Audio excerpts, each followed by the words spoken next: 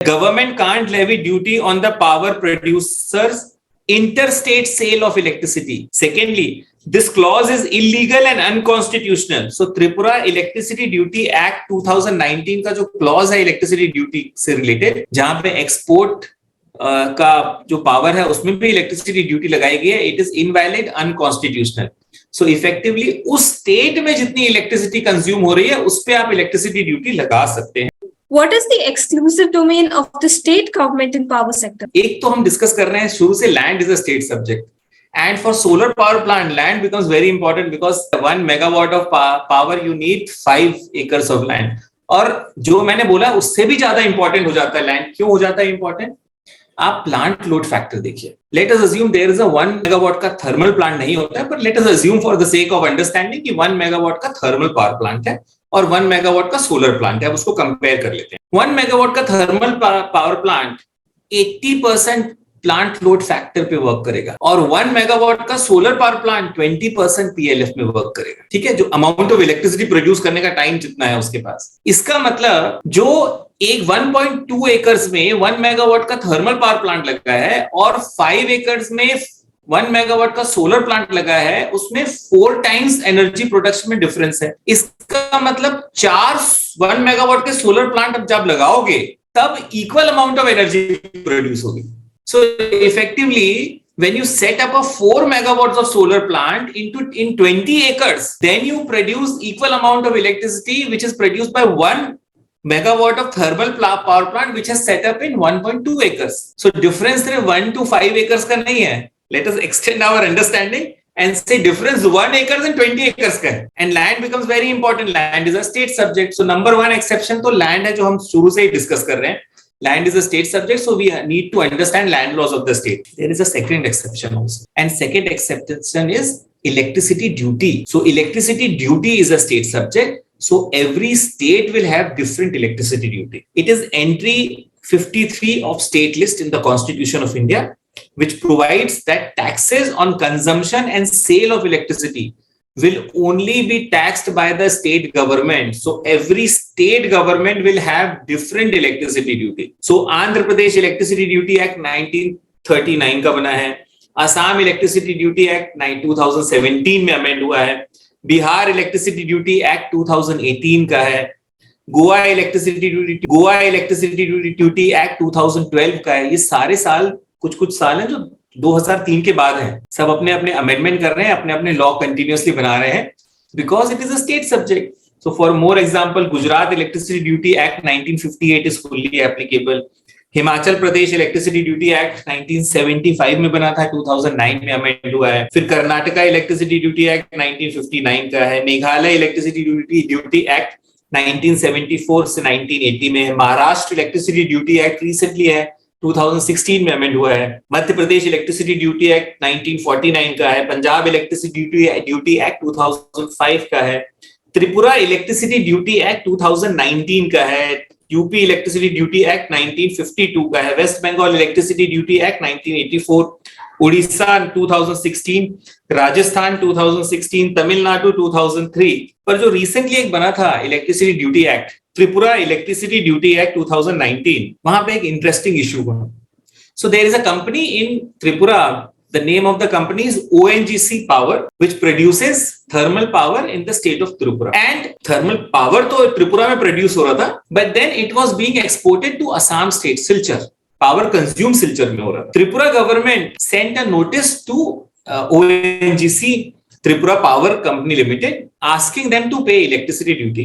ONGC Tripura Power Company Limited challenged it before Tripura High Court. कि Tripura High Court में उन्होंने ये बोला कि भाई I am not, the Constitution provides कि taxes on consumption and sale of electricity, इसका मतलब त्रिपुरा में जो भी consumption and sale of electricity होगी उसमें हम टैक्स देंगे, not if we are exporting it to Assam और any other country.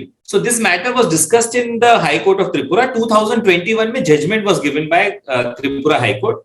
It said that government can't levy duty on the power producers interstate sale of electricity. Secondly, this clause is illegal and unconstitutional. So Tripura Electricity Duty Act 2019 का जो clause है electricity duty से related, जहां पे export का जो power है उसमें भी इलेक्ट्रिसिटी ड्यूटी लगाई गई है, it is invalid, unconstitutional.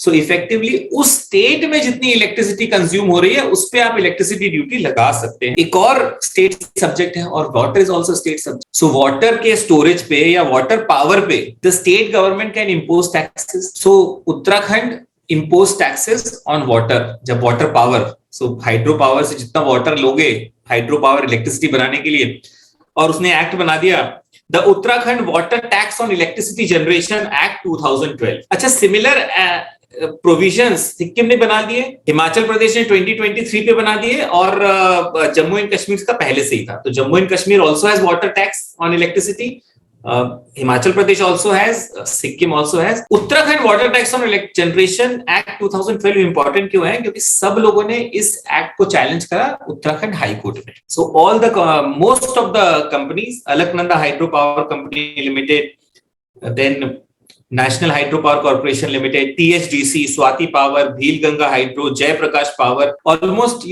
10 petitioners were there. They challenged the act, the Uttarakhand Water Tax on Electricity Generation Act 2012. So these hydropower companies were saying that when we were building hydropower, we had an implementation agreement with Uttarakhand government, and that implementation agreement provided that 12% of electricity will be given free to the state, which these all power plants are giving, hydropower plants are giving. Plus 1% will also be given as development fund to these states. So 13%. This is a formula which was developed, which is called Gadgil formula.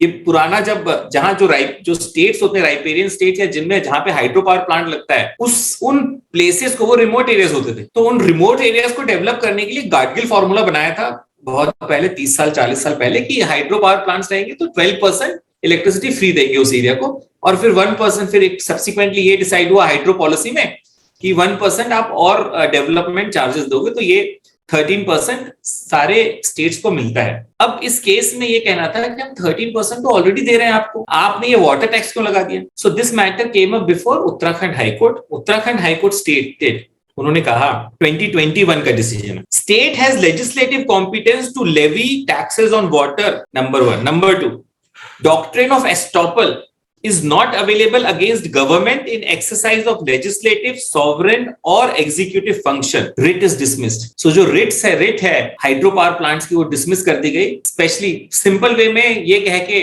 कि भाई water tax जो legislative function है वो contractual चीजों से ऊपर है।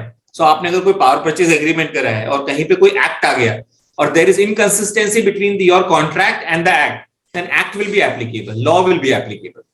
This is what the court say. अभी इसमें अपील फुल बेंच में चल रही है, and hopefully it will be appealed before the supreme court also. तो मैटर कुछ समय बाद फाइनली डिसाइड हो जाएगा कि क्या होना है इनमें।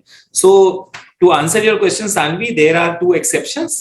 लैंड तो हमने पहले भी समझ लिया था, फिर नाउ वी हैव अंडरस्टूड कि इलेक्ट्रिसिटी ड्यूटी स्टेट सब्जेक्ट, तो जिस स्टेट में आप इन्वेस्ट कर रहे हो या जिस स्टेट में आपके कंज्यूमर है, उस इलेक्ट्रिसिटी ड्यूटी को भी आपको साथ में कैलकुलेट करना चाहिए। And third is water tax. So if you are taking power from a hydroelectricity power plant, then you have to also take care of water tax, whether it is applicable and what is the quantity and amount of water tax. Thank you for such interesting comparisons and information, sir.